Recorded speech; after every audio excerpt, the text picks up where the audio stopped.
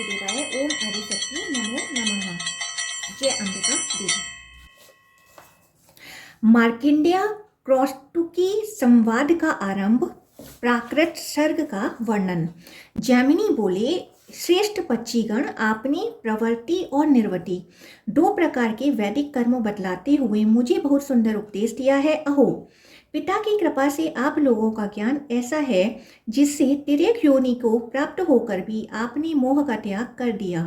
आप लोग धन्य हैं, क्योंकि उत्तम सिद्धि की प्राप्ति के लिए आप लोगों का मन आज भी पूर्वावस्था में ही स्थित है। विषय जनित मोह उसे विचलित नहीं कर पाते। मेरा बड़ा भाग्य है कि महर्षि मार्कंडेय जी ने मुझे आप लोगों का परिचय दिया। आप सब प्रकार के संदेहों का निराकरण करने में सबसे श्रेष्ठ हैं। इस अत्यंत संकटपूर्ण संसार में भटकते हुए मनुष्यों को बिना तपस्या किए आप जैसे संतों का संग प्राप्त होना दुर्लभ है। मैं तो ऐसा समझता हूँ कि प्रवृत्ति, निर्वृत्ति एवं ज्ञान के विषय में आप लोगों की बुद्धि जैसी निर्मल है वैसी दूसरे किसी की नहीं है। यदि आपका मुझ पर अनुग्रह है तो मेरे लिए आगे बताई जाने वाली बातों का पूर्ण रूप से वर्णन करने की कृपा कीजिए। यह स्थावर जंगम जगत कैसे उत्पन्न हुआ? कल्पांत में पुनः किस प्रकार यह लय को प्राप्त होगा? देवता, ऋषि, पितर और भूत आदि के वंश कैसे हुए? मनवंतर किस प्रकार होते हैं? उनके वंश में उत्पन्न महापुरुषों के जीवन चरित्र कैसे हैं? जितनी सृष्टि, कितने प्रलय, जैसे जैसे कल्पों के विभाग, जो जो मनवंतर की स्थिति, जैसे पृथ्वी की स्थिति, जितना बड़ा पृथ्वी का विस्तार तथा समुद्र, पर्वत, नदी, वन, भूलोक आदि, स्वर्गलोक, समुदाय और पाताल की जिस प्रकार की स्थिति है वह सब मुझे बताइए। सूर्य, चंद्रमा आदि ग्रह, नक्षत्र और तारों की गति तथा प्रलय काल तक की सारी बातें मैं सुनना चाहता हूँ।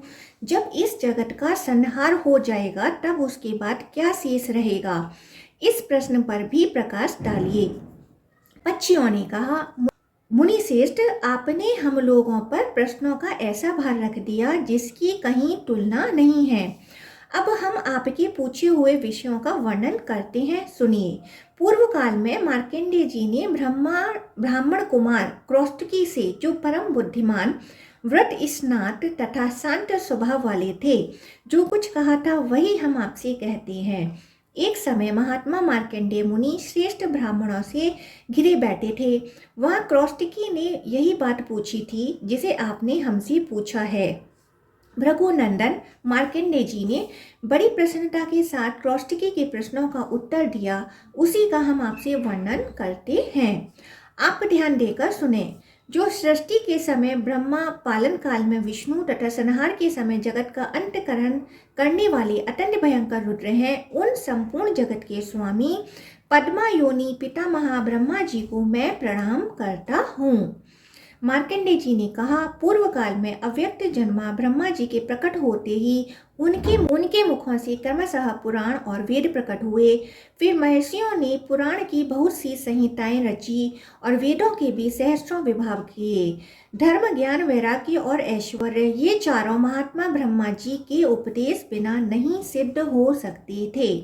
ब्रह्मा जी के मानस पुत्र सप्त ऋषियों ने उनसे वेदों को ग्रहण किया और ब्रह्मा जी के मन से उत्पन्न हुए भृगु आदि ऋषियों ने पुराण को अपनाया। भृगु से च्यवन ने और च्यवन से ब्रह्मर्षियों ने उसे प्राप्त किया। फिर उन्होंने दक्ष को उपदेश दिया और दक्ष ने मुझे इस पुराण को सुनाया था। वही आज मैं तुमसे कहता हूँ।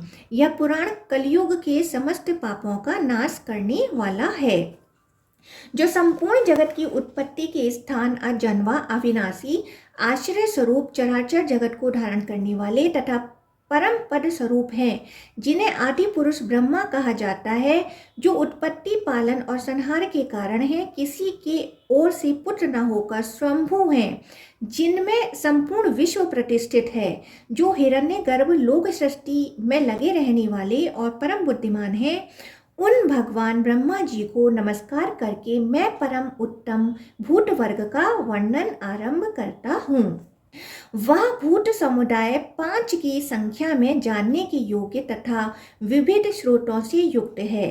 महत्व तत्व से लेके विशेष पर्यंत उनकी स्थिति है, उसमें किसका कैसा लक्षण है और किसके रूप में कितनी विभिन्नताएं हैं, इन सब बातों का ज्ञान कराते हुए भूत समुदाय का वर्णन करता हूँ।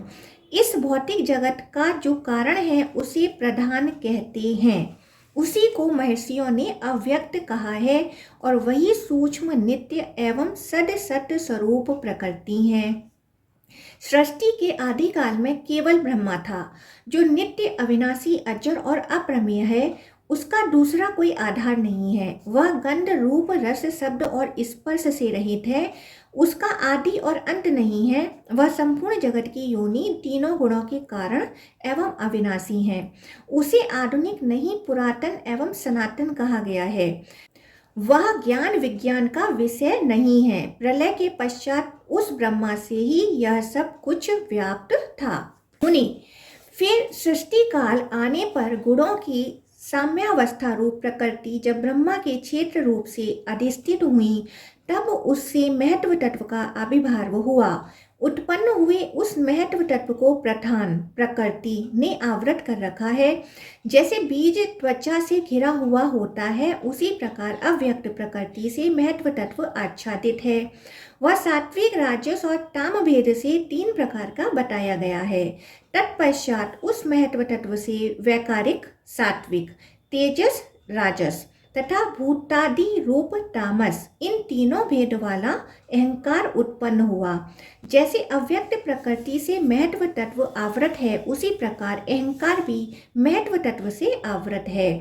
भूतादि नामक तामस अहंकार ने शब्द तन्मात्रा की सृष्टि की। उस शब्द तन्मात्रा से शब्द गुण वाला आकाश उत्पन्न हुआ। फिर भूतादि तामस अहंकार ने शब्द तन्मात्रा रूप आकाश को आच्छादित किया।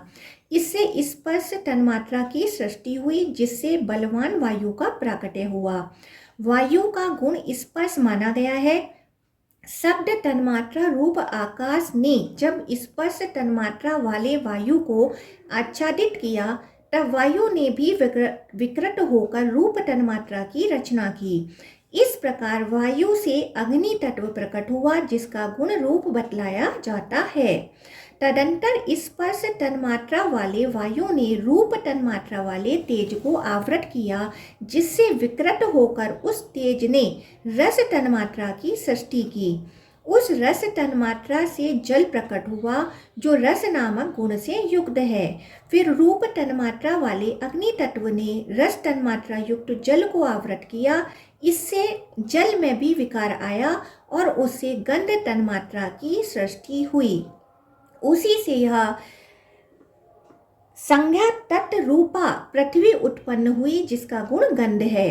उन भूतों में कारण रूप से तन्मात्राएं हैं, इसलिए वे भूत तन्मात्रा रूप माने गए हैं। तन्मात्राएं किसी विशेष भाव का बोध नहीं कराती, इसलिए वे अविशेष हैं। इस प्रकार तामस अहंकार से यह भूत तन्मात्रा रूप सर्ग प्रकट हुआ। वैकारिक अहंकार में सत्व गुण की अधिकता होने से वह सात्विक भी कहलाता है। उससे एक ही साथ वैकारिक सर्ग की उत्पत्ति होती है। 5 ज्ञानेंद्रियां और 5 कर्मेंद्रियां तेजस राजस अहंकार से उत्पन्न बतलाई जाती हैं और उनके अधिष्ठाता 10 देवता वैकारिक सात्विक अहंकार से प्रकट हुए हैं। 11वें मन को भी वैकारिक सर्ग में ही जानना चाहिए। इस प्रकार मन तथा इंद्रिय अधिष्ठाता देवता वैकारिक माने गए हैं। श्रवण, त्वचा, नेत्र, जीवा और नासिका, ये 5 इंद्रियां शब्दादि विषयों का ज्ञान कराने के लिए हैं, इसलिए इन्हें ज्ञानेंद्रियां कहते हैं। दोनों पैर, गुदा, उपस्थ, दोनों हाथ और वाक, ये 5 कर्मेंद्रियां हैं। क्रमशः चलना, मलत्याग, रति के आनंद का अनुभव, शिल्प रचना और बोलना, ये 5 इनके कर्म हैं। शब्द तन्मात्रा युक्त आकाश स्पर्श तन्मात्रा वाले वायु में प्रविष्ट है, इसलिए वायु 2 गुणों से युक्त होता है।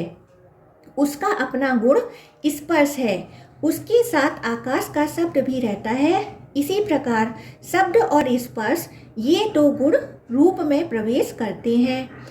इसलिए अग्नि शब्द, स्पर्श और रूप इन तीन गुणों से युक्त होता है। फिर शब्द, स्पर्श और रूप इन तीनों का रस में प्रवेश होता है। इसलिए रसात्मक जल को चार गुणों से युक्त समझना चाहिए। इसी प्रकार शब्द, स्पर्श, रूप और रस ये चारों गंध में प्रवेश करते हैं और उससे मिलकर सब ओर से पृथ्वी को आवृत कर लेते हैं। इसलिए पृथ्वी पांच गुणों से युक्त है और सब भूतों में स्थूल दिखाई देती है। ये पांचों भूत शांत, घोर और मूढ़ हैं, अर्थात सुख, दुख एवं मोह से युक्त हैं। इसलिए ये विशेष कहलाते हैं।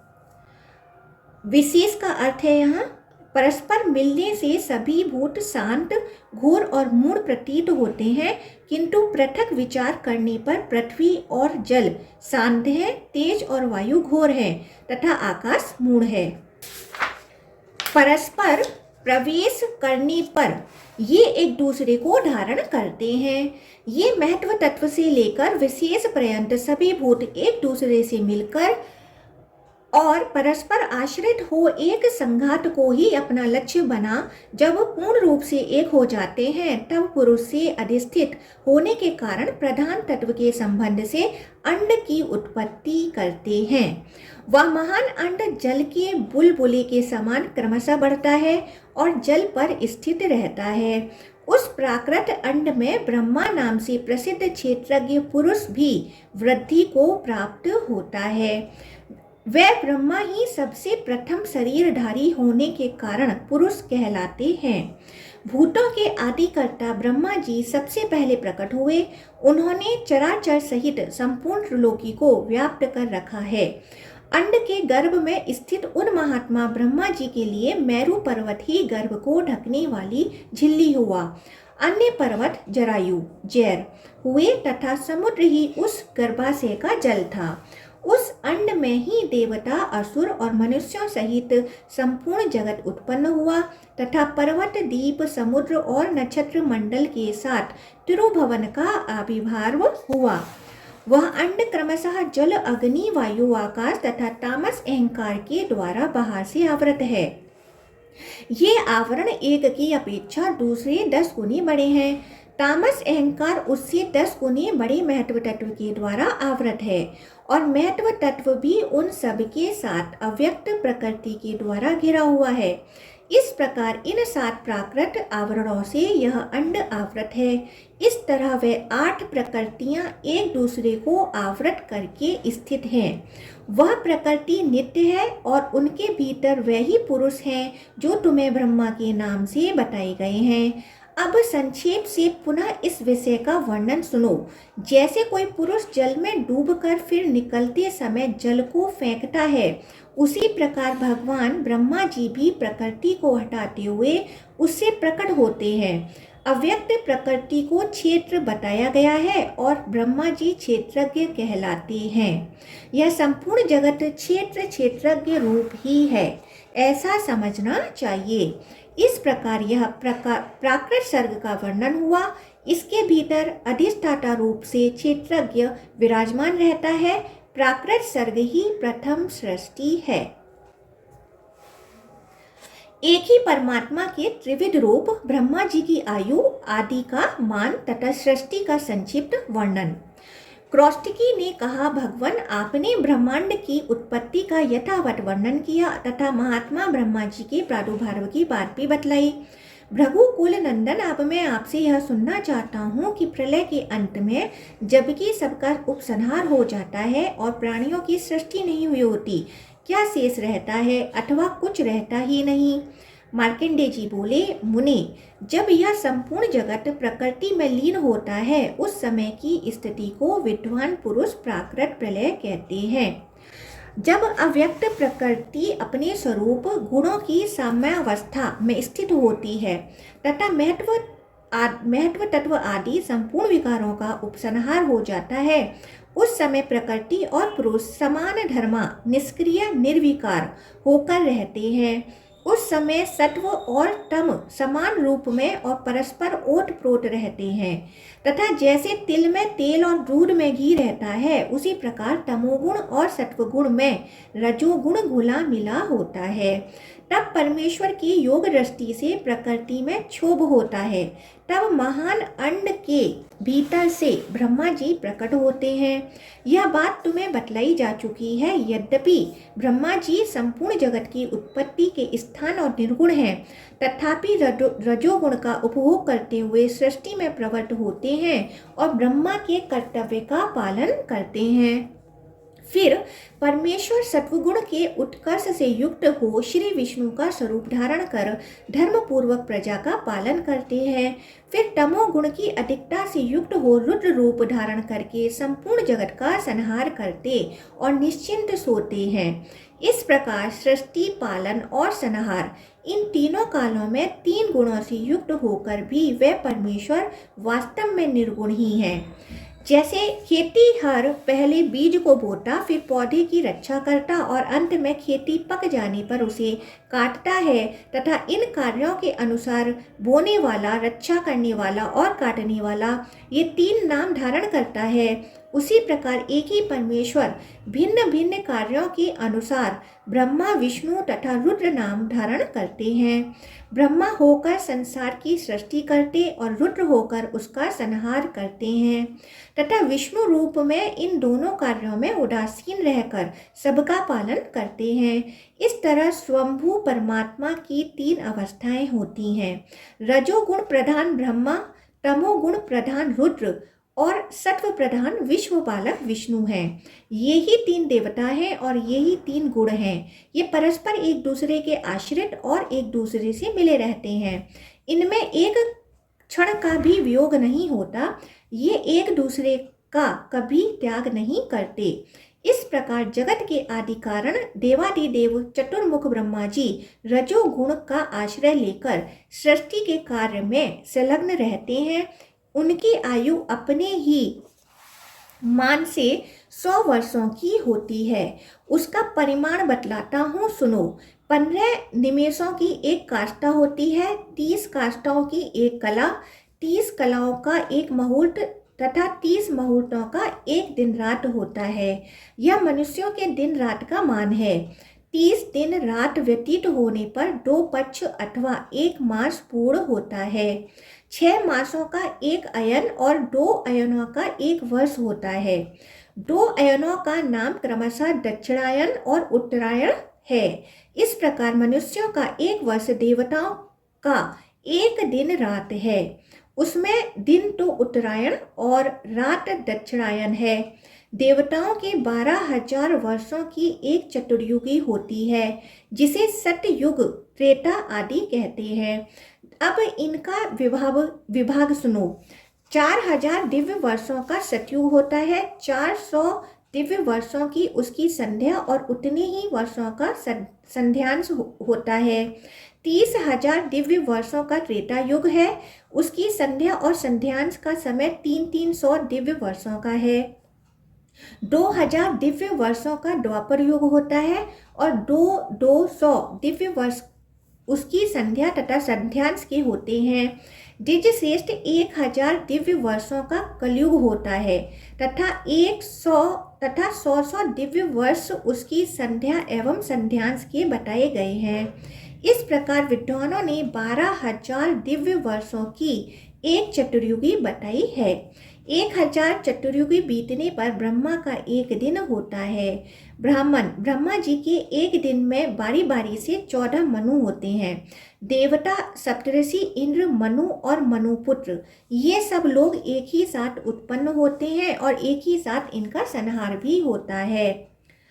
इस प्रकार 71 चतुर्युगों से कुछ अधिक काल का एक मनवंतर होता है। 71 चतुर्युगों के हिसाब से 14 मनवंतरों में 114 चतुर्युग होते हैं और ब्रह्मा के एक दिन में 1,000 चतुर्युग होते हैं। अतः 6 चतुर्युग और बचे 6 चतुर्युगों का 14वां भाग कुछ कम 5,103 दिव्य वर्ष होता है। इस प्रकार एक मनवंतर में 71 चतुर्युग के अतिरिक्त इतने दिव्य वर्ष और अधिक होते हैं। अब मनुष्य वर्ष गणना के अनुसार मनवंतर का मान सुनो। पूरे 30 करोड़ 67 लाख और 20 हजार वर्षों का एक मनवंतर माना गया है। देवताओं के वर्ष से एक मनवंतर में 8,52,000 वर्ष होते हैं। इस काल को 14 गुना करने पर ब्रह्मा का एक दिन होता है। इसके अंत में विद्वानों ने नैमित्तिक प्रलय का होना बतलाया है। उसमें भूलोक, भुवरलोक और स्वर्गलोक जल कर नष्ट हो जाते हैं। महल लोक बच जाता है, किंतु नीचे के लोकों के जलने से वहां इतना ताप पहुंचता है कि उस लोक के निवासी जन लोक में चले जाते हैं। फिर तीनों लोक एक महासमुद्र के गर्भ में छिप जाता है। ब्रह्मा की रात आ जाती है, इसलिए वह उसमें शयन करते हैं। ब्रह्मा के दिन के बराबर ही उनकी रात भी होती है। उनके बीतने पर फिर सृष्टि का क्रम चालू होता है। इस प्रकार क्रमशः ब्रह्मा का एक वर्ष बीतता है और पूरे 100 वर्ष तक उनका जीवन रहता है। उनके 100 वर्ष को एक पर कहते हैं। उसमें से 50 वर्षों की परार्ध संज्ञा है। इस तरह ब्रह्मा का एक परार्ध बीत चुका है। उसके अंत में पाद्म नाम से विख्यात महाकल्प हुआ था। ब्राह्मण अब उनका दूसरा परार्ध चल रहा है। इसमें यह वारा कल्प प्रथम कल्प है। क्रौस्टिकी बोले, सृष्टि के आदिकर्ता तथा प्रजापतियों के स्वामी भगवान ब्रह्मा जी ने जिस प्रकार प्रजा को उत्पन्न किया उसका मेरे लिए विस्तार पूर्वक वर्णन कीजिए। मार्कंडेय जी ने कहा, ब्राह्मण, पाद्म कल्प के अंत में जो प्रलय हुआ था उसके बाद रात्रि बीतने पर जब सत्व गुण के उत्कर्ष से युक्त श्री विष्णु स्वरूप ब्रह्मा जी सोकर उठे, उस समय उन्होंने संसार को शून्य देखा। जगत की उत्पत्ति और संहार करने वाले ब्रह्मा स्वरूप भगवान नारायण के विषय में विद्वान पुरुष यह श्लोक कहा करते हैं। आपो नारा इति प्रोक्ता आपो वै नर सुनवः तासु सेते स यस्माच्च तेन नारायणः स्मृतः। जल नर से प्रकट हुआ है, इसलिए वह नार कहलाता है। भगवान उसमें सोते हैं, भगवान का वह अयन है, इसलिए वह नारायण कहे गए हैं। जागने के बाद उन्होंने पृथ्वी को जल के भीतर डूबी हुई जानकर उसे निकालने की इच्छा से वारा रूप धारण किया। उनका वह स्वरूप वेदमय, यज्ञमय एवं दिव्य था। उन सर्वव्यापी भगवान ने वारा रूप से ही जल में प्रवेश किया और पाताल से पृथ्वी को निकालकर जल के ऊपर रखा। उस समय जनलोक निवासी सिद्धगण उन जगदीश्वर का चिंतन एवं स्तवन कर रहे थे। पृथ्वी उस जल राशि के ऊपर बहुत बड़ी नौका की भांति स्थित हुई। पृथ्वी का आकार बहुत विशाल और विस्तृत है, इसलिए यह जल में डूब नहीं पाती। तदंतर पृथ्वी को बराबर करके भगवान ने उस पर पर्वतों की सृष्टि की। पूर्व कल की सृष्टि जब प्रलय अग्नि से दग्ध होने लगी थी, उस समय सब पर्वत पृथ्वी पर खंड खंड होकर बिखर गए और एकांड वन के जल में डूब गए। फिर वायु के द्वारा वहां बहुत सा जल एकत्रित हुआ। उस जल से भीगकर और प्रवाह में बहकर जो पर्वत जहां लग गए वे वहीं अचल रूप से स्थित हो गए। क्रौस्टिकी ने कहा, ब्राह्मण, आपने थोड़े में ही सृष्टि का भली भांति वर्णन किया। अब मुझे देवता आदि की उत्पत्ति का वृत्तांत विस्तार के साथ बतलाइए। मार्कंडेय जी बोले, ब्राह्मण, ब्रह्मा जी ने जब सृष्टि रचने का विचार किया तब पहले उनसे मानस पुत्र ही उत्पन्न हुए। तदंतर देवता, असुर, पितर और मनुष्य, इन चारों को उत्पन्न करने की इच्छा से उन्होंने जल में अपने को योग युक्त किया। योगस्थ होने पर ब्रह्मा जी के कटी प्रदेश से पहले असुरों की उत्पत्ति हुई। तब उन्होंने अपने उस तमोगुणी शरीर को त्याग दिया। त्यागने पर वह शरीर रात्रि के रूप में परिणत हो गया। फिर दूसरा शरीर धारण करके जब प्रजापति ने सृष्टि का विचार किया तब उन्हें प्रसन्नता हुई। उस अवस्था में उनके मुख से सत्वगुण के उत्कर्ष से युक्त देवता उत्पन्न हुए। फिर भगवान ब्रह्मा ने उस शरीर को भी त्याग दिया। त्यागने पर वह सत्वप्राय दिन के रूप में परिणत हो गया। तदंतर पुनः उन्होंने सत्वगुणी शरीर को ही धारण किया। उस समय उन्होंने अपने को सबका पिता माना, इसलिए उनसे पितरों की उत्पत्ति हुई। पितरों की सृष्टि के बाद ब्रह्मा जी ने वह शरीर भी छोड़ दिया। वह छोड़ा हुआ शरीर संध्या काल के रूप में परिणत हुआ, जो दिन और रात के मध्य में स्थित होता है। तत्पश्चात भगवान ब्रह्मा ने रजोगुण की अधिकता से युक्त दूसरा शरीर धारण किया।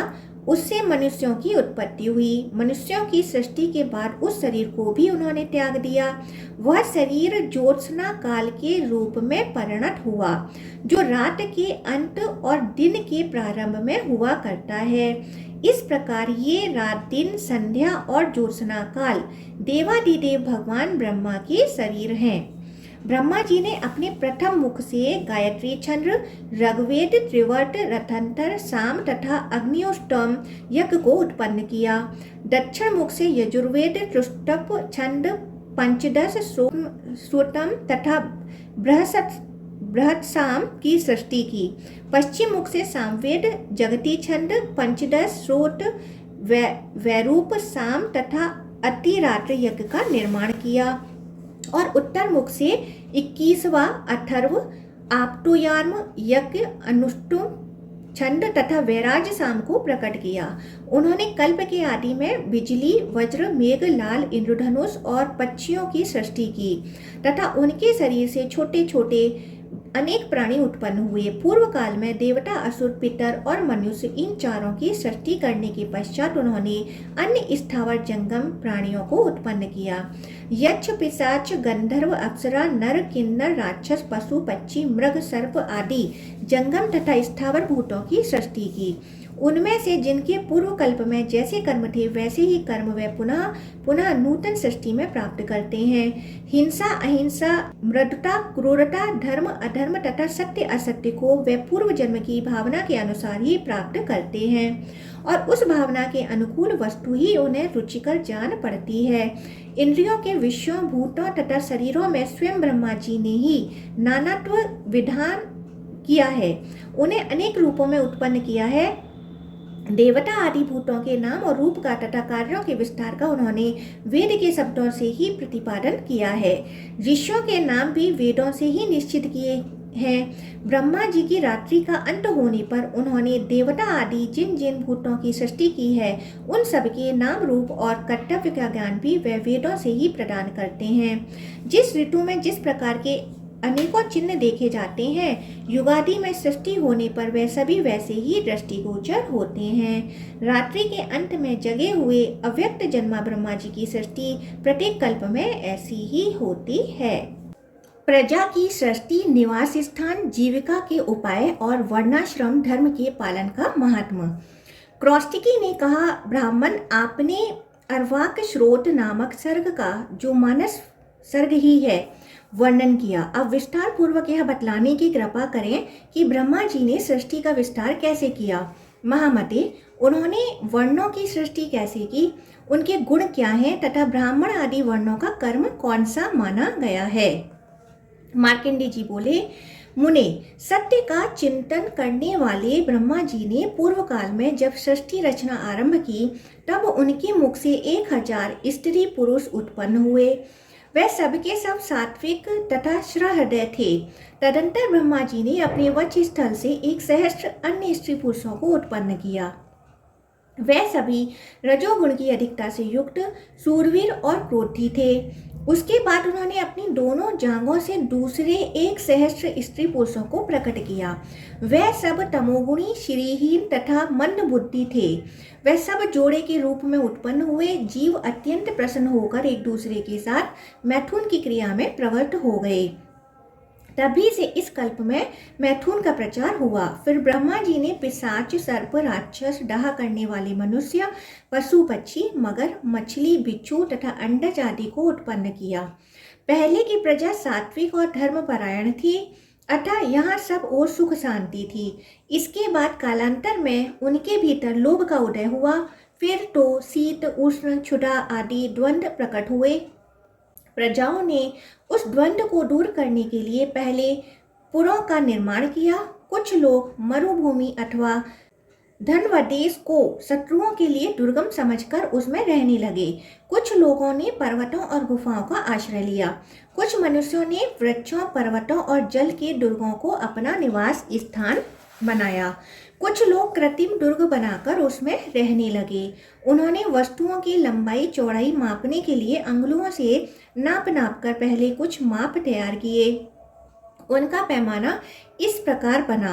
सबसे सूक्ष्म वस्तु है परमाणु, उससे बड़ा त्रसरेणु होता है, जो पृथ्वी की धूलिका का एक कण है। उससे उत्तरोत्तर बड़े प्रमाण है वालाग्र, लिच्छा, यूका और यवोदर। ये एक दूसरे की अपेक्षा 8-8 गुने बड़े हैं। 8 यव का 1 अंगुल, 6 अंगुल का 1 पद, 2 पद का 1 बित्ता और 2 बित्ते का 1 हाथ होता है। 4 हाथ का 1 धनुर्दंड होता है। इसी को नाड़ी का युग भी कहते हैं। 2000 धनुष की 1 गव्युति और 4 गव्युति का 1 योजन होता है। तदंतर प्रजा वर्ग ने अपने रहने के लिए पुर, खेट, द्रोणीमुख, शाखा नगर, खरवट, ड्रमी आदि का निर्माण किया। उन सब में ग्राम, गौशाला आदि की व्यवस्था करके वहाँ पृथक पृथक निवास स्थान बनवाए, जिसके चारों ओर ऊंची चारदीवारी हो, जो खाइयों से घिरा हो, जिसकी लंबाई 2 कोस और चौड़ाई उसका 8वां भाग हो, वह पुर कहलाता है। उसके पूर्व और उत्तर में जल प्रवाह का होना उत्तम माना गया है। वहां से बाहर निकलने के लिए शुद्ध बांस का पुल बना होना चाहिए, जिसकी लंबाई चौड़ाई पुर की अपेक्षा आधी हो, वह खेट कहलाता है। और जो पुर के चौथाई हिस्से के बराबर हो उसे खरवट कहते हैं। जिसकी लंबाई चौड़ाई पुर के 8वें हिस्से के बराबर हो, वह द्रोणीमुख कहलाता है। जहाँ चारदीवारी और खाई नहीं है, उस पुर को खरवट कहते हैं। जहाँ मंत्री, सामंत तथा भोग के बहुत से सामान हो, वह शाखा नगर कहलाता है। जहाँ अधिकांश शूद्र हों, अपनी समृद्धि से युक्त किसान रहते हों, जो खेतों और उपभोग योग्य भूमि, बाग बगीचों के बीच में बसा हो, उसका नाम गांव है। जहाँ किसी कार्य के लिए मनुष्य अन्य नगर आदि से आकर बसते हों, उसको बस्ती कहते हैं। जहाँ अधिकांश दुष्टों का निवास हो, जहाँ के रहने वाले अपने पास खेत न होने पर भी दूसरे की भूमि पर अधिकार जमाते और भोगते हैं, वह गांव ड्रमी के नाम से पुकारा जाता है। वहाँ प्राय वही लोग निवास करते हैं जो राजा के प्रिय हों। जहाँ ग्वाले अपने बर्तन भाड़े गाड़ियों पर लाद कर रखते हों, बिना बाजार के ही गोरस मिलता हो, गायों का समूह रहता हो, जहाँ इच्छा अनुसार भूमि रहने के लिए सुलभ हो, उस स्थान का नाम घोष है। इस प्रकार नगर आदि का निर्माण करके प्रजा ने अपने रहने के लिए घर बनाए। वह घर इस उद्देश्य से बनाए गए थे कि वहाँ शीत, उष्ण आदि द्वंद्वों से रक्षा हो सके। जैसे पहले उनके घर के आकार के वृक्ष होते थे और वहाँ उन्हें जैसी सुविधाएं प्राप्त होती थीं, उन सब का स्मरण करके उन्होंने घर बनाए। जैसे वृक्ष की शाखाएं एक के बाद दूसरी तथा छोटी बड़ी ऊंची नीची होती हैं, उसी प्रकार उन्होंने अनेक प्रकार की शालाएं बनाई। द्विज श्रेष्ठ पूर्व काल में जो कल्प वृक्ष की शाखाएं थीं, वही उस समय प्रजा वर्ग के घरों में शाला बनाने के काम में आईं। इस प्रकार गृह निर्माण के द्वारा शीत, उष्ण आदि द्वंद्वों को दूर करके सब लोग जीविका का उपाय सोचने लगे, क्योंकि उस समय समस्त कल्पवृक्ष मधु सहित नष्ट हो चुके थे। जब प्रजा भूख और प्यास से व्याकुल एवं शोक से आतुर हो उठी, तब त्रेता के आरंभ में उनके अभीष्ट की सिद्धि हुई। उनकी इच्छा के अनुसार वर्षा हुई और वह वर्षा का जल नीची भूमि में बढ़कर एकत्र होने लगा। उससे स्रोत, पोखरे और नदियां बन गईं। उस जल का पृथ्वी के साथ संयोग होने से बिना जोते बोए ही ग्राम्य और आरण्य सब मिलकर 14 प्रकार के अन्न पैदा हुए। वृक्षों और लताओं में ऋतु के अनुसार फूल और फल लगने लगे। त्रेता युग में पहल अन्न का प्रादुर्भाव हुआ। उसी से उस युग में सब प्रजा का जीवन निर्वाह होने लगा। फिर अकस्मात सब लोगों के मन में राग और लोभ का प्राकट्य हुआ। इससे वे एक दूसरे के प्रति ईर्ष्या रखने लगे और अपनी शक्ति के अनुसार नदी, खेत, पर्वत, वृक्ष और झाड़ियों पर अधिकार जमाने लगे। उनके इस दोष से सबके देखते देखते सब अनाज नष्ट हो गए। पृथ्वी ने एक साथ ही सब औषधियों को अपना ग्रास बना लिया। अनाज के नष्ट होने से प्रजा भूख से व्याकुल होकर फिर इधर उधर भटकने लगी और अंत में ब्रह्मा जी की शरण में गई। ब्रह्मा जी ने भी प्रजा का सारा समाचार ठीक ठीक जानकर पृथ्वी को गाय के रूप में बांधा और मेरू पर्वत को बछड़ा बनाकर उसका दूध दुहा। ब्रह्मा जी ने दूध के रूप में सब प्रकार के अन्न दुह लिए थे, वह ही बीज रूप में प्रकट हुए और उनसे ग्राम्य तथा आरण्य सब प्रकार के अन्न पैदा हुए, जो फल के पक जाने पर काट लिए जाते हैं। धान, जौ, गेहूं, छोटे धान्य, तिल, कंगनी, ज्वार, कोदो, तीना, उड़द, मूंग, मसूर, मटर, कुल्थी, अरहर, चना और सन, ये 17 ग्राम्य औषधियों की जातियां हैं।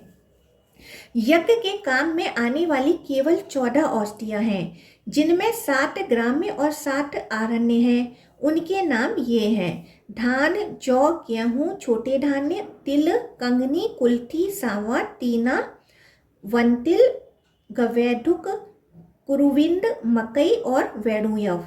जब बोने पर भी ये औषधियां फिर न जम सकीं, तब भगवान ब्रह्मा जी ने अन्न की वृद्धि के लिए हाथ से काम करने की प्रणाली को ही जीविका का उपाय बनाया। तब से जोतने बोने पर अन्न की उपज होने लगी। इस प्रकार जीविका का प्रबंध हो जाने पर ब्रह्मा जी ने न्याय और गुण के अनुसार वर्णाश्रम धर्म की मर्यादा स्थापित की। अपने कर्मों में लगे हुए ब्राह्मणों को ब्रह्मालोक की प्राप्ति होती है।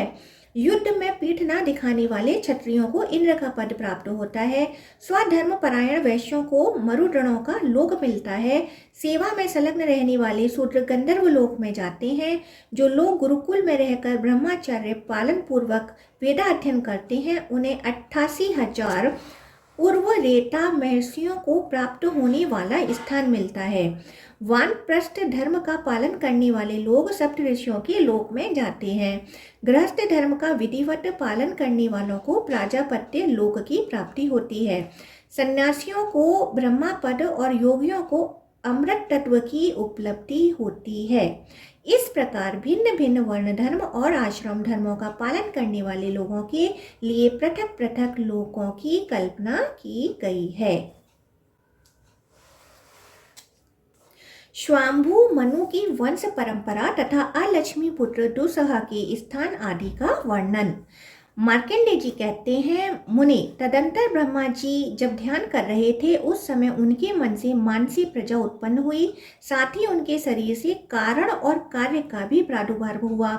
देवताओं से लेकर स्थावर पर्यंत सभी जीव त्रिगुणात्मक माने गए हैं। इसी प्रकार समस्त चराचर भूतों की सृष्टि हुई। जब प्रयत्न करने पर भी ब्रह्मा जी की प्रजा बढ़ न सकी, तब उन्होंने अपने ही सुदृढ़ सामर्थ्य से युक्त 9 मानस पुत्रों को उत्पन्न किया। उनके नाम ये हैं: भृगु, पुलस्त्य, पुलह, क्रतु, अंगिरा, मरीचि, दक्ष, आत्रि तथा वशिष्ठ। पुराणों में ये 9 ब्रह्मा माने गए हैं। इसके बाद ब्रह्मा जी ने अपने क्रोध से रुद्र को प्रकट किया, फिर संकल्प और धर्म को उत्पन्न किया, जो पूर्वजों के भी पूर्वज हैं। स्वयंभू ब्रह्मा जी ने जिन्हें सबसे पहले उत्पन्न किया, वह सनंदन आदि 4 भाई लोक में आसक्त नहीं हुए। वह सबके सब निरपेक्ष, एकाग्रचित्त, भविष्य को जानने वाले, वीतराग और मात्सर्य रहित थे। तत्पश्चात प्रजापति ने अनेक प्रकार के स्त्री पुरुष उत्पन्न किए, जिनमें कोमल, क्रूर, शांत, श्यामवर्ण तथा गौरवर्ण सभी तरह के लोग थे। इसके बाद उन्होंने अपने ही समान प्रभावशाली एक पुत्र रत्न उत्पन्न किया, जिनका नाम स्वांभु मनु हुआ। उन्हें ब्रह्मा जी ने प्रजाजनों का रक्षक बनाया। फिर स्वांभु मनु सतरूपा को अपनी पत्नी बनाया, जो तपस्या के प्रभाव से सर्वथा निष्पाप थी। सतरूपा ने स्वांभु मनु के संपर्क से 2 पुत्रों को जन्म दिया।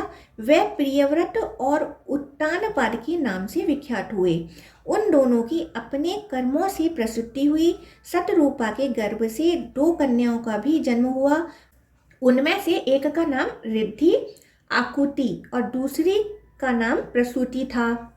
शांभु मनु ने प्रसूति का विवाह दक्ष से और रिद्धि आकुति का रुचि प्रजापति से किया। प्रजापति रुचि और आकुति से जुड़वी संतान उत्पन्न हुई, जिनमें से एक पुत्र था और दूसरी कन्या। पुत्र का नाम यज्ञ और कन्या का दक्षिणा था। यज्ञ के याम नाम से विख्यात 12 पुत्र हुए। ये ही स्वाम्भु मनवंतर में 12 देवता कहलाए। ये बड़े तेजस्वी थे। दक्ष ने प्रसूति के गर्भ से 24 कन्याएं उत्पन्न की। उनके नाम ये हैं, सुनो। श्रद्धा, लक्ष्मी, रति, तुष्टि, पुष्टि, मेधा, क्रिया, बुद्धि, लज्जा, वपु, शांति, सिद्धि तथा 13वीं कीर्ति। इन सबको धर्म ने अपनी पत्नी के रूप में ग्रहण किया। इनसे शेष जो 11 छोटी कन्याएं थी उनके नाम इस प्रकार हैं: ख्याति, सती, संभूति, स्मृति, प्रीति, क्षमा, सन्नति, ऊर्जा, अनसुया, स्वाहा और स्वधा। इन सबको क्रमशः भृगु, महादेव जी, मरीचि, अंगिरा, पुलस्त्य, पुलह, क्रतु, वशिष्ठ, अत्रि, अग्नि और पितरों ने ग्रहण किया। श्रद्धा ने काम को, लक्ष्मी ने दर्प को, रति ने नियम को, तुष्टि ने संतोष और पुष्टि ने लोभ को उत्पन्न किया। मेधा से श्रुत का, क्रिया से दंड नय और विनय का, बुद्धि से बोध का, लज्जा से विनय का, वपु से व्यवसाय का, शांति से क्षेम का, सिद्धि से सुख का और कीर्ति से यश का जन्म हुआ। ये सभी धर्म के पुत्र हैं। काम से उसकी पत्नी रति ने हर्ष नामक पुरुष उत्पन्न किया जो धर्म का पौत्र कहलाया। अधर्म की स्त्री हिंसा थी, उसके गर्भ से अनरत नामक पुत्र और निर्नति नाम वाली कन्या उत्पन्न हुई। इन दोनों से 2 पुत्र तथा 2 कन्याओं का जन्म हुआ। पुत्रों के नाम थे नरक और भया तथा कन्याओं के नाम थे माया और वेदना। ये उनकी पत्नियां हुईं। इनमें भया की स्त्री माया ने सब प्राणियों का संहार करने वाले मृत्यु नामक पुत्र को उत्पन्न किया और वेदना ने नरक के संसर्ग से दुख नामक पुत्र को जन्म दिया। मृत्यु से व्याधि, जरा, शोक, तृष्णा और क्रोध उत्पन्न हुए। ये सब अधर्म रूप हैं और दुख के हेतु बतलाए जाते हैं। इनके स्त्री और पुत्र नहीं हैं, ये सभी उर्वरेता हैं। अलक्ष्मी के 14 पुत्र हैं, जिनमें 13 तो क्रमशः 10 इंद्रियां, मन, बुद्धि, अहंकार में पृथक पृथक रहते हैं। 14वें का नाम दुस्सह है। वह मनुष्यों के ग्रह में निवास करता है। वह भूख से दुर्बल, नीचा मुख किए, नंग ढड़ंग और चिथड़ा लपेटे रहता है। उसकी आवाज कोहे की समान है। जब ब्रह्मा जी ने उसे उत्पन्न किया तब वह सबको खा जाने के लिए उद्यत हुआ। वह तमोगुण का भंडार था और बड़ी बड़ी टाड़ों के कारण अत्यंत विकराल जान पड़ता था। उसका मुंह फैला हुआ था, इससे वह और भी भयंकर जान पड़ता था। उसको आहार के लिए उत्सुक देख लोक पितामह ब्रह्मा जी ने कहा, दुस्सह, तुझे इस संसार का भक्षण नहीं करना चाहिए। तू अपना क्रोध शांत कर, रजोगुण की कला त्याग और इस तामसी वृत्ति को भी छोड़ दे। दुस्सह ने कहा, जगदीश्वर, मैं भूख से दुर्बल हो रहा हूँ और प्यास भी मुझे जोर से सता रही है। नाथ, बताइए मुझे कैसे तृप्ति हो, मैं किस तरह बलवान बनूं तथा मेरा निवास स्थान कौन है जहाँ मैं सुख से रह सकूं। ब्रह्मा जी ने कहा, बेटा, मनुष्यों का घर तुम्हारा निवास स्थान है। अधर्म परायण पुरुष तुम्हारे बल है तथा नित्य कर्म के त्याग से ही तुम्हारी पुष्टि होगी। मर्म, व्रण और फोड़े तुम्हारे वस्त्र होंगे। अब तुम्हारे लिए आहार की व्यवस्था करता हूँ जिसमें किसी प्रकार की क्षति पहुँची हो, कीड़े पड़ गए हों, कुत्तों ने दृष्टि डाली हो, जो फूटे बर्तन में रखा हो, जिसे मुंह से फूंक फूंक कर ठंडा किया गया हो, जो झूठा और अपक्व हो, जिसमें से पानी छूटता हो, जिसको किसी ने चख लिया हो, जो शुद्धता पूर्वक तैयार न किया गया हो, जिसे फटे आसनों पर बैठकर भोजन किया गया हो, जो अपने समीपवर्ती को नहीं दिया गया हो, विपरीत दिशा अथवा कोण की ओर मुंह करके खाया गया हो, दोनों संध्याओं के समय और नाच बाज एवं स्वर ताल के साथ जिसको खाया गया हो, जिसे रजसुला स्त्री के द्वारा लाया, खाया अथवा देखा गया हो तथा जो और किसी दोष से युक्त हो, ऐसा कोई भी खाने पीने का सामान तुम्हारी पुष्टि के लिए मैं तुम्हें देता हूँ। यजमान, बिना श्रद्धा का हवन, बिना नहाए, बिना जल के अवहेलना पूर्वक दिया हुआ दान, जो व्यर्थ पड़ी हो अथवा फेंक दी जाने वाली हो, ऐसी वस्तु का दान और अत्यंत अभिमान से, दोष से, क्रोध से तथा कष्ट मानकर किया हुआ दान, इन सब का फल तुम्हें ही मिलेगा। कन्या का मूल्य चुकाने के लिए जो धनोपार्जन की क्रिया की जाती है तथा जो असत शास्त्रों द्वारा संपादित होने वाली क्रियाएं हैं, उन सब का फल तुम्हारी पुष्टि के लिए तुम्हें देता हूँ। जो कार्य केवल धन कमाने के लिए किया जाता है, धर्म की दृष्टि से नहीं, तथा जो सत्य की अवहेलना पूर्वक अध्ययन किया जाता है, वह सब तुम्हारी इच्छा पूर्ति के लिए तुम्हें दे रहा हूँ। जो मनुष्य गर्भिणी स्त्री के साथ समागम करते, संध्या और नित्य कर्म का उल्लंघन करते तथा असत शास्त्रों के अनुसार कार्य या उनकी चर्चा करके दूषित होते हैं, ऐसे मनुष्यों को दबाने की तुम में पूरी शक्ति होगी। दुस्सह, जहाँ एक ही पंक्ति में दो तरह का भोजन परोसा जाता हो, अतिथि सत्कार और बलि वैश्वदेव का उद्देश्य न रखकर केवल अपने लिए भोजन बनाया जाता हो, भोजन में भेद रखा जाता हो, अर्थात किसी के लिए अच्छा और किसी के लिए खराब बनता हो, और जहाँ घर में रोज रोज कलह होता हो, वही तुम्हारा निवास है। जहाँ गाय घोड़े आदि वाहन बिना खिलाए पिलाए बांध दिए जाते हों और संध्या के पहले ही जिस घर को धो बुहार कर साफ नहीं किया जाता हो, वहां रहने वाले मनुष्यों को तुमसे भय प्राप्त होगा। जो मनुष्य बिना व्रत के ही उपवास करते, जुए और स्त्रियों में आसक्त रहते, दुस्सह वचन बोलते और विडाल व्रती होते, बिल्लियों की तरह ऊपर से साधु बनकर छिपे छिपे अपना उल्लू सीधा करते हैं, वह सब तुम्हारे उपकारी हैं। जो ब्रह्मचर्य पालन के बिना ही अध्ययन और विद्वान हुए बिना ही यज्ञ करते हैं, तपोवन में रहकर भी ग्राम्य विषय भोगों का सेवन करते और अपने मन को जीतने का यत्न नहीं करते, तथा जो ब्राह्मण क्षत्रिय वैश्य एवं शूद्र अपने अपने कर्म से भ्रष्ट होते हैं, ऐसे लोग परलोक की इच्छा से जो भी चेष्टा करते हैं, उसका सारा फल तुम्ही को मिलेगा। यजमान, तुम्हारी पुष्टि के लिए और भी उपाय बताता हूँ, सुनो। जो लोग बलि वैश्वदेव के अंत में तुम्हारे नाम के उच्चारण पूर्वक तुम्हें बलि अर्पण करते हैं और यच्मे त्वत्ते निर्णय जन्म नमः कहकर उसे त्यागते हैं, जो शुद्धता पूर्वक बना हुआ अन्न विधि पूर्वक भोजन करते, बाहर भीतर से पवित्र रहते, लोलुपता नहीं रखते और स्त्रियों के वशीभूत नहीं होते, ऐसे मनुष्यों के घर को तुम त्याग देना। जहाँ हविष्य से देवताओं की और श्राद्ध अन्न से पितरों की पूजा होती हो तथा कुल की स्त्रियों बहनों और अतिथियों का स्वागत सत्कार होता हो, उस घर को भी छोड़ देना। जहाँ बालक वृद्ध स्त्री पुरुष तथा स्वजन वर्ग में प्रेम हो, जहाँ की स्त्रियां आनंद पूर्वक रहती हों, बाहर जाने के लिए उत्सुक नहीं होती तथा लज्जा की रक्षा करती हैं, उस घर पर भी दृष्टि न डालना। जहाँ अवस्था और संबंध के अनुसार शयन आसन और भोजन की व्यवस्था हो, जहाँ के निवासी दयालु सत्कर्म परायण और साधारण सामग्री से युक्त हों, तथा जिस घर के लोग गुरु वृद्ध एवं ब्राह्मणों के खड़े रहने पर स्वयं भी आसन पर नहीं बैठते, वह घर भी तुम्हें छोड़ देना चाहिए। देवता पितर मनुष्य और अतिथियों के भोजन से बचा हुआ अन्न ही जिसका भोजन है, उस पुरुष के घर में भी तुम पैर न रखना। जो सत्यवादी क्षमाशील अहिंसक दूसरों को पीड़ा न देने वाले तथा दोष दृष्टि से रहित हों, ऐसे पुरुषों को तुम छोड़ देना। जो अपने पति की सेवा में संलग्न रहती, दुष्टा स्त्रियों का साथ नहीं करती तथा कुटुंब के लोगों एवं पति के भोजन करने से बचे हुए अन्न को ही खाकर अपने शरीर का पोषण करती हैं, ऐसी स्त्री को भी तुम हाथ न लगाना।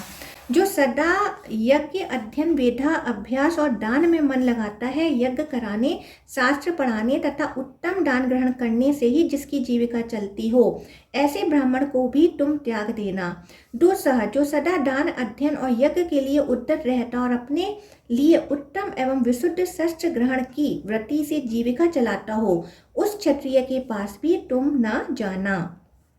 जो दान अध्ययन और यज्ञ इन तीन पूर्वोक्त गुणों से युक्त हो और जो पशुपालन व्यापार एवं कृषि से जीविका चलाता हो, ऐसे पाप रहित वैश्य को भी त्याग देना। यजमान, जो दान यज्ञ और ऋचों की सेवा में तत्पर रहता और ब्राह्मण आदि की सेवा से ही जीवन निर्वाह करता हो, ऐसे शूद्र का भी त्याग कर देना। जहाँ गृहस्थ पुरुष श्रुति स्मृति के अनुकूल उपाय से जीविका चलाता हो, उसकी पत्नी उसी की अनुगामिनी हो, पुत्र गुरु देवता और पिता का पूजन करता हो तथा पत्नी भी पति की पूजा में संलग्न रहती हो, वहाँ अलक्ष्मी का भय कैसे हो सकता है। यक्षमन जो प्रतिदिन संध्या के समय पानी से धोया जाता और स्थान स्थान पर फूलों से पूजित होता है, उस घर की ओर तुम आंख उठाकर देख भी नहीं सकते। जिस घर में बिछी हुई सैया को सूर्य न देखते हों, अर्थात जहाँ लोग सूर्योदय से पहले ही सोकर उठ जाते हों, जहाँ प्रतिदिन अग्नि और जल प्रस्तुत रहता हो, सूर्योदय होने तक दीप जलता एवं सूर्य का पूर्ण प्रकाश पहुँचता हो, वह घर लक्ष्मी का निवास स्थान है। जहाँ साण, चंदन, वीणा, दर्पण, मधु, घृत, ब्राह्मण तथा तांबे के पात्र हों, उस घर में तुम्हारे लिए स्थान नहीं है। दूसरा, जहाँ पक्के या कच्चे अन्नों का अनादर और शास्त्रों की आज्ञा का उल्लंघन होता हो, उस घर में तुम इच्छा अनुसार विचरण करो। जिस घर में मनुष्य की हड्डी हो और एक दिन तथा एक रात मुर्दा पड़ा रहा हो, उसमें तुम्हारा तथा अन्य राक्षसों का भी निवास रहे। जो अपने भाई बंधु को तथा सब पिंड एवं समानोदक मनुष्यों को अन्न और जल दिए बिना ही भोजन करते हैं, उस समय उन लोगों पर तुम आक्रमण करो।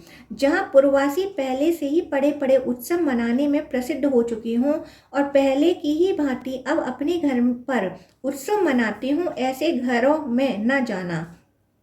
जो सूप की हवा से, भीगे कपड़े के जल की बूंदों से तथा नख के अग्रभाग के जल से स्नान करते हों, उन कुलक्षणी पुरुषों के पास अवश्य जाओ। जो पुरुष दोषाचार, प्रतिज्ञा, कुलधर्म, जप, होम, मंगल, देवयज्ञ, उत्तम शौच तथा लोक प्रचलित धर्मों का भली भांति पालन करता हो, उसके संसर्ग में तुम्हें नहीं जाना चाहिए। मार्कंडेय जी कहते हैं, दुस्सह से ऐसी बात कहकर ब्रह्मा जी वहीं अंतर्धान हो गए। फिर उसने भी ब्रह्मा जी की आज्ञा का उसी प्रकार पालन किया। दुस्सह की संतानों द्वारा होने वाले विघ्न और उनकी शांति के उपाय।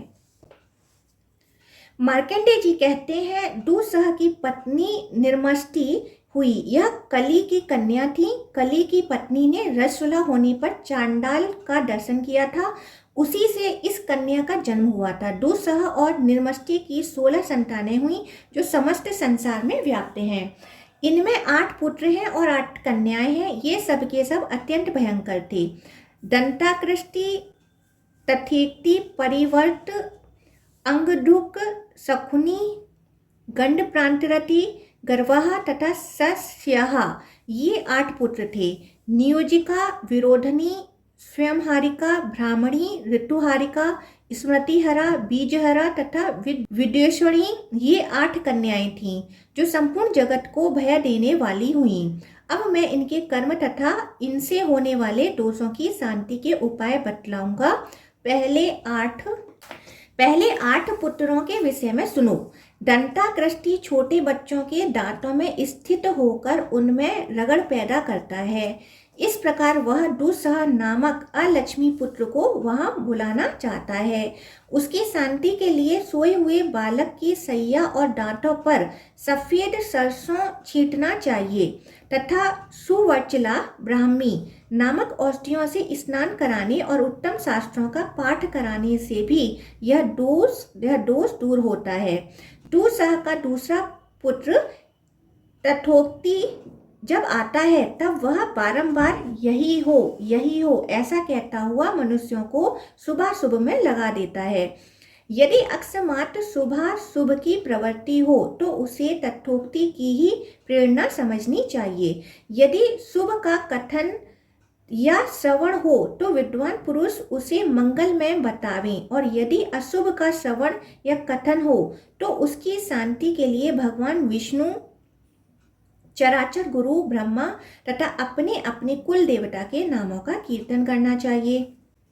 जो अन्य के गर्भ में दूसरे गर्भों को रखने और बदलने में प्रसन्नता का अनुभव करता है तथा कोई बात कहने के लिए उत्सुक मनुष्य के मुख से किसी और ही बात को कहला देता है, वह दुस्सह का तीसरा पुत्र परिवर्त है।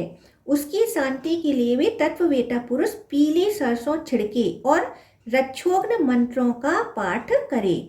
अंगद्रुक नामक चौथा कुमार वायु के समान मनुष्यों के अंगों में प्रवेश करके स्फुरण, फड़कने आदि के द्वारा शुभाशुभ फल की सूचना देता है।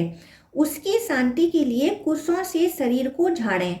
दूसरा का पांचवा कुमार शकुनी कौवे आदि पक्षियों के अथवा कुत्ते सियार आदि पशुओं के शरीर में स्थित होकर अपनी बोली से शुभाशुभ फल को सूचित करता है। उसमें भी अशुभ सूचक शब्द होने पर कार्य आरंभ का परित्याग करना चाहिए और शुभ सूचक शब्द होने पर अत्यंत शीघ्रता के साथ कार्य आरंभ कर देना चाहिए। ऐसा प्रजापति का कथन है। जिजश्रेष्ठ गंड प्रांत रति नामक छठा कुमार गंड प्रांतों में आधे मुहूर्त तक स्थित हो सब प्रकार के कार्य आरंभ का नाश और मांगलिक कर्म तथा आनंदनीयता प्रतिष्ठा का अपहरण करता है।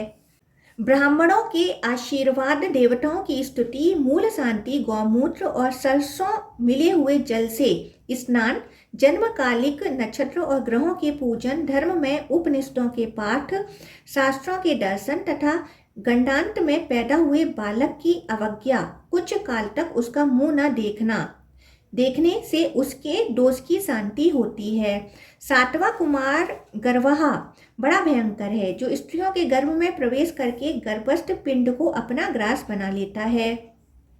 प्रतिदिन पवित्रता पूर्वक रहने, प्रसिद्ध मंत्र कवच आदि लिख कर बांधने, उत्तम फूलों आदि की माला धारण करने, पवित्र ग्रह में रहने तथा अधिक परिश्रम न करने से गर्भवती स्त्री की उसके भय से रक्षा होती है, अतः इसके लिए सदा चेष्टा करनी चाहिए। इसी प्रकार आठवां कुमार सत्सह है, वह खेती की उपज को नष्ट करता है, उसकी भी शांति करनी चाहिए। इसके लिए उपाय है खेत में पुराना जूता रखना, अपसव्य होकर वहां जाना, चांडाल का उसमें प्रवेश करना, खेत के बाहर पूजा चढ़ाना और चंद्रमा एवं जल वरुण के नामों या मंत्रों का कीर्तन करना। दूसरा की पहली कन्या नियोजिका है, वह मनुष्यों को पराई स्त्री और पराये धन के अपहरण आदि में लगा देती है। पवित्र ग्रंथों, मंत्रों अथवा स्तुतियों के पाठ से तथा क्रोध, लोभ आदि दुर्गुणों का त्याग करने से उसकी शांति होती है। विद्वान पुरुषों को चाहिए कि नियोजिका मुझे इन दुष्कर्मों में लगा रही है, यूं विचार कर उसका विरोध करते हुए उन कर्मों का त्याग करें। जब कोई अपने को गाली दे या मार बैठे तो भी यही सोचकर कि नियोजिका ने ही इसे इस बुराई में लगाया है, क्रोध आदि के वशीभूत ना हो। इसी प्रकार विद्वान पुरुष सदा इस बात का स्मरण करता रहे कि नियोजिका ही मुझको और मेरे चित्त को पर स्त्री संसर्ग में लगाती है। दूसरी कन्या का नाम विरोधनी है, वह परस्पर प्रेम रखने वाले स्त्री पुरुषों में, भाई बंधुओं में, मित्रों में, माता पिता में, पिता पुत्र में तथा सजातीय पुरुषों में विरोध डाला करती है। अतः बलि कर्म, पूजो उपहार समर्पण करने, कठोर बातों को सहने तथा शास्त्रीय आचार विचार का पालन करने के द्वारा उसके भय से अपनी रक्षा करें। तीसरी कन्या का नाम स्वयंहारिका है, वह खलिहान से अनाज, घर और गौशाला से दूध, घी तथा बढ़ाने वाले द्रव्य से उसकी वृद्धि नष्ट कर देती है और सदा अंतर्धान रहती है। इतना ही नहीं, रसोई घर से अध पका अन्न तथा अन्न भंडार से अनाज चुरा लेती है और परोसी हुई रसोई को भोजन करने वाले मनुष्यों के साथ स्वयं भी भोजन करती है। मनुष्यों के झूठे अन्न तक चुरा लेती है, जोते हुए खेत, घर और शाला से रिद्धि सिद्धि को हड़प लेती है। गायों और स्त्रियों के थनों से दूध गायब कर देती है, दही से घी, तिल से तेल, कुसुम्भ आदि का रंग तथा रुई से सूत हर लेती है।